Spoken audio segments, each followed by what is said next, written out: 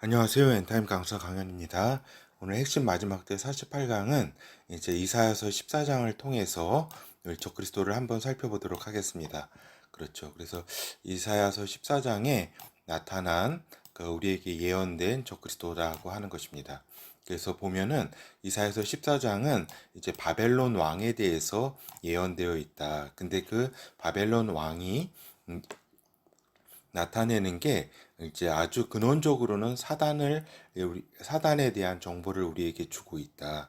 그리고 마지막 때에 대해서는 이제 적그리스도에 대한 정보를 주고 있다. 그리고 바벨론 그 도성 그 도성 그 자체를 또 예언하고 있다. 그리고 이제 이사야서의 이 예언으로부터 100년 내지 120년 뒤에 느부갓네살 이제 왕이 신 바벨로니아 대왕이 나오게 되는데 이에 대한 그 예언도 되어 있는 것이다. 그러니까 굉장히 그 다목 그 다중적으로 중의적으로 이렇게 구성이 되어 있다라고 하는 겁니다. 특히 이제 이사야서 14장은 사단에 대한 정보를 이렇게 주고 있기 때문에 사단을 연구할 때 매우 이제 많이 살펴보고 있는 그러한 이제 그 성경 말씀이다라고 하는 겁니다. 이사야서 14장이. 근데 이제 우리가 그 마지막 때에 적그리스도에 대한 정보를 주고 있다는 것에 대해서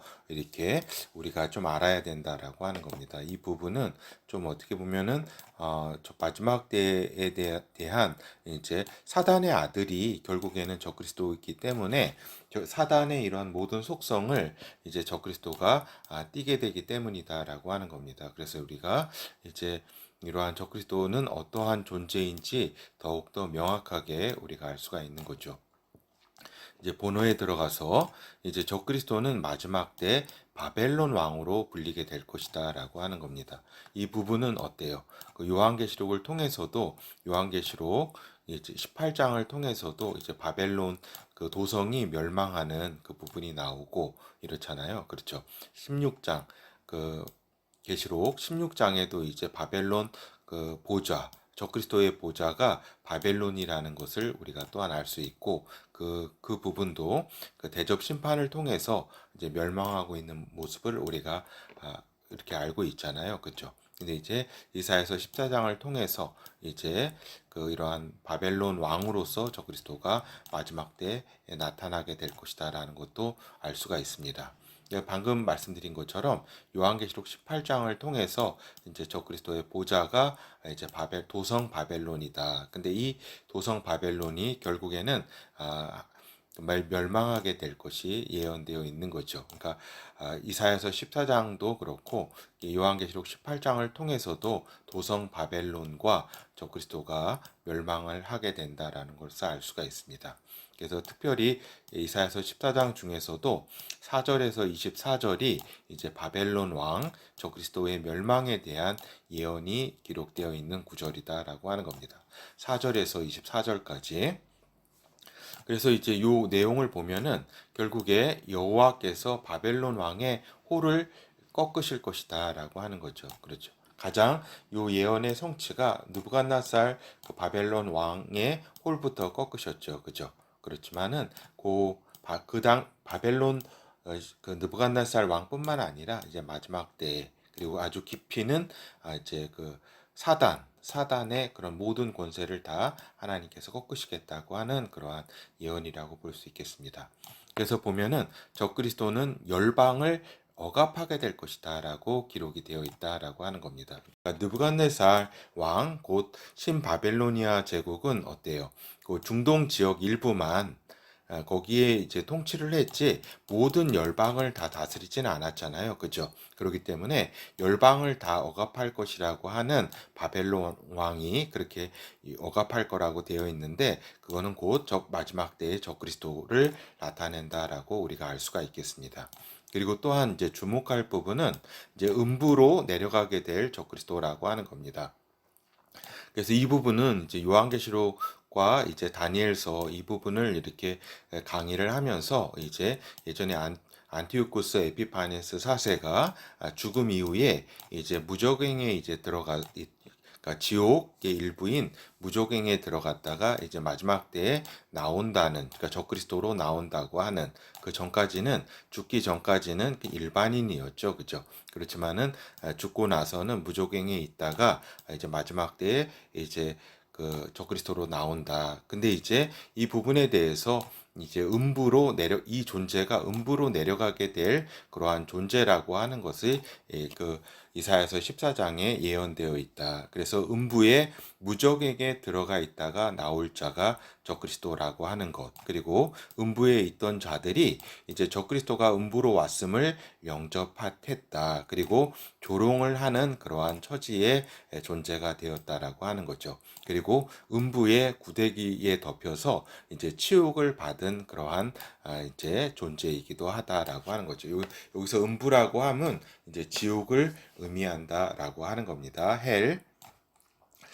그래서 이사야서 14장 4절에서 11절을 보면은 이제 너는 바벨론 왕에 대하여 이 노래를 지어 이르기를 학대하던 자가 어찌 그쳤으며 강포한 성이 어찌 그리 패하였는고 여호와께서 악인의 몽둥이와 패권자의 홀을 꺾으셨도다. 그래서 결국에는 그 요 바벨론 왕의 홀이라고 하는 것은 이제 왕이 가지고 있는 저기잖아요. 약간 좀 그 봉이라고 할 수 있어요. 이렇게 왕이 가진 그걸 홀이라고 하는데, 그걸 꺾었다는 거는 왕의 어떤 그 신분을 완전히 작사를 이렇게 그 저기에 퇴했다라고 하는 거죠. 그들이 6절 그들이 분내어 여러 민족을 치되 치기를 맞이 아니하였고 노하여 열방을 억압하여도, 그러니까 열방을 억압한다라고 하는 게 나와 있죠. 그 억압을 막을 자 없었더니, 그러니까 이 적그리스도가 이 바벨론 왕이 그 억압을 이제 열방을 억압하는데 아무도 막을 자가 없었다라고 하는 거죠. 이제는 온 땅이 편안하고 정온하니 무리가 소리질러 노래하는도다. 그래서 이렇게 이제 하나님께서 승리하여서 이렇게 메시아 나라를 그렇게 이렇게 건설하는 그런 때가 온다라고 하는 것입니다. 8절 향나무와 레바논 백향목도 너를 인하여 기뻐하여 이르기를 내가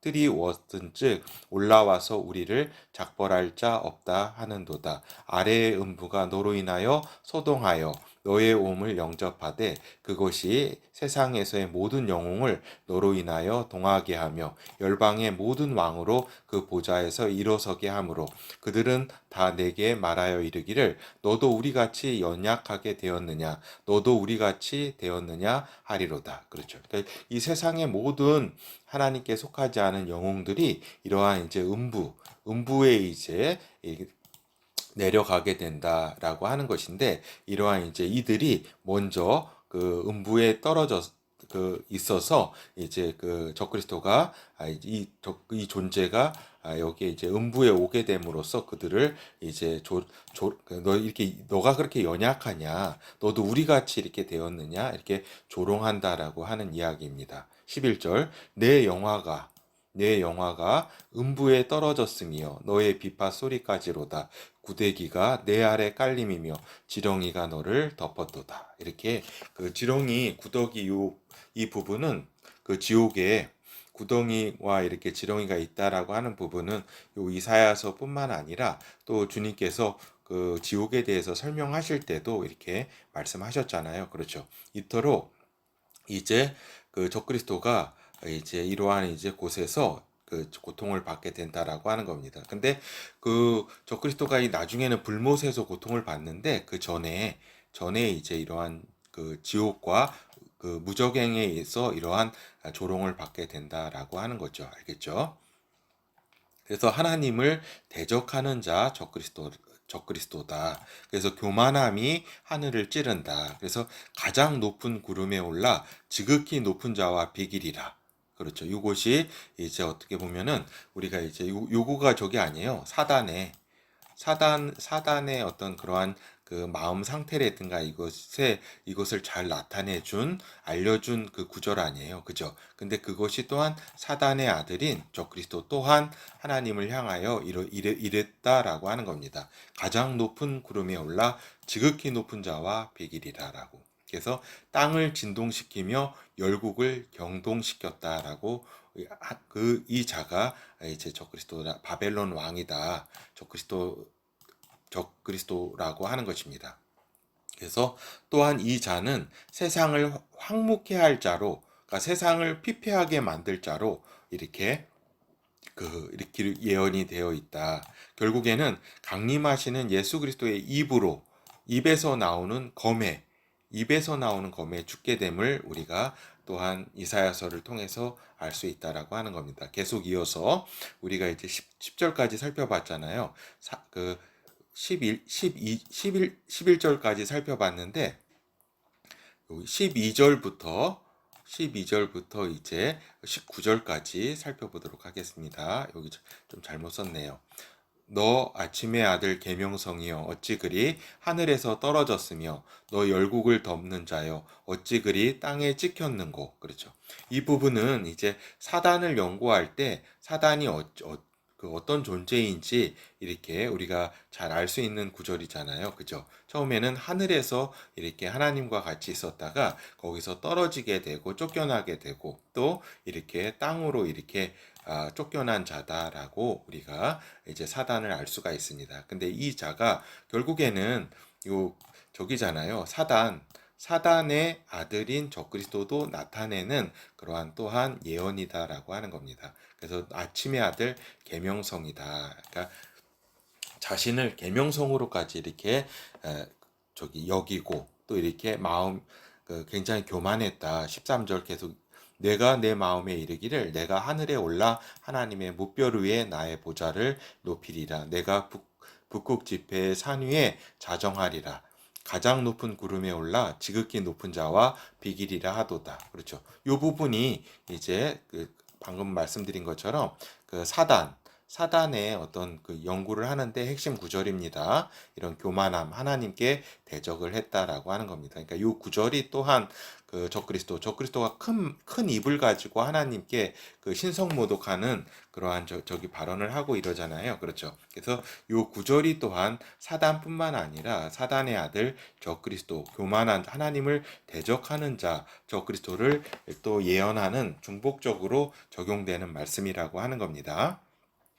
15절 그러나 이제 내가 음부 곧 구덩이의 맨 밑에 빠지우리로다. 너를 보는 자가 주목하여 너를 자세히 살펴보며 말하기를 이 사람이 땅을 진동시키며 열국을 경동시키며 세계를 황무케 하며 성읍을 파괴하며 사로잡힌 자를 그 집에서 놓아 보내지 않던 자가 아니뇨 하리로다. 그렇죠. 그러니까 여기서 이 부분은 적그리스도와 느부갓네살이라고 하는 사단이라든가 이게 모두 다 함축돼서 다 예언된 것이다. 그러니까 이스라엘 백성을 사로잡고 또 그죠. 이 마지막 때는 어때요? 성도들을 사로잡아서 이렇게 저기 하는 거죠. 이렇게 죽이고 하는 이러한 자라고 할 수 있겠습니다. 18절 열방의 왕들은 모두 각각 자기 집에서 영광 중에 작업만은 오직 너는 자기 무덤에서 내어 쫓겼으며 가증한 나무까지 갖고 칼에 찔려 돌 구덩이에 빠진 죽음에 둘러싸였으니 밟힌 시체와 같도다. 그래서 결국에는 이 칼에 찔려 적그리스도의 검에 이제 멸망하게 된다. 하나의 죽음이 된다. 육체적으로는 죽게 되고 또 영으로는 영체로서는 불못에 이제 던지게 되는 거죠.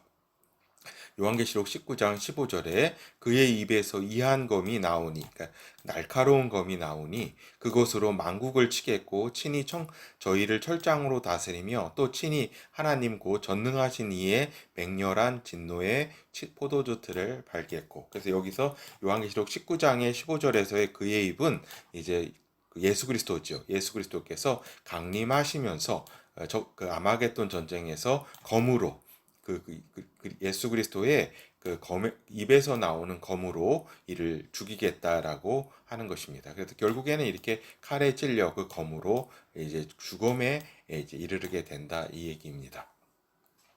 그리고 또한 여호와께서는 바벨론을 끊으실 것이다라는 것이 예언되어 있다. 그러니까 멸망의 비로 소재할 것이다. 완전히 쓸어버릴 것이다라고 하는 것입니다. 멸망의 비가 뭐예요? 유황불과 저기잖아요. 막 이렇게 그 뭐라고 해야 되나? 그러니까 멸망의 비. 그러니까 쏟아지는 불과 유황 덩어리 아니에요. 그렇죠?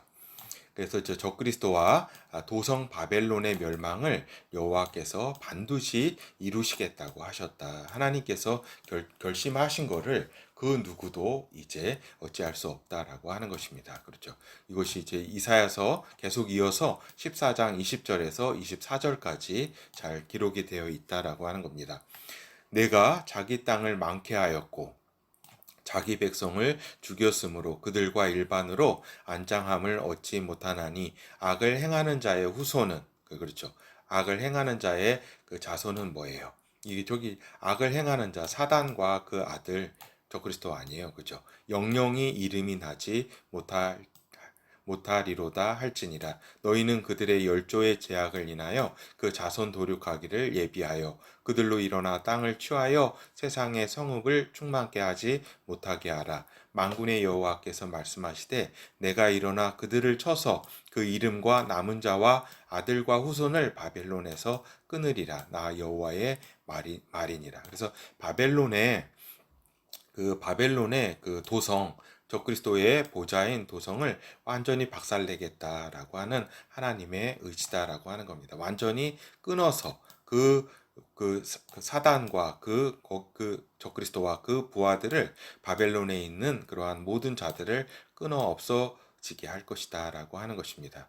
나 여호와가 나 여호와의 말이니라. 내가 또 그것으로 고슴도치의 구렬과 물구덩이가 되게 하고 또 멸망의 비로 소재하리라. 나 만군의 여호와의 말이니라.